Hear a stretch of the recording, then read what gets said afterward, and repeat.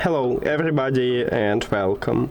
In this video I'm going to show you how to customize gestures for your earbuds CREATIVE Zen Air Plus.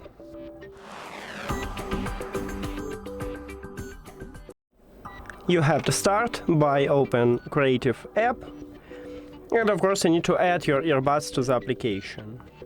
Then you will see the same menu, but if you see this one, just tap at your earbuds. And now go to custom buttons and let's work with it. So by default for the double press we have Ambient Sound Control for the left earbud and play and pause the song with the right earbud. You can change it and let's say with the left earbud I wanna call voice assistant, so just tap at the best one for you. For the right earbud I wanna leave play and pause, but you can also select something else. Then for the triple press I wanna with the left earbud play previous track, and with the right one play next track, but again you can select something else. And for the press and hold we have only volume control, so we have no more option here, and that's it.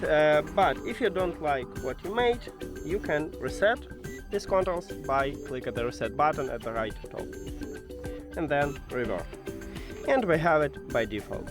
That's it. Thank you for watching this video. If you found it helpful, please consider subscribing to the channel and leave the like on the video. See you later!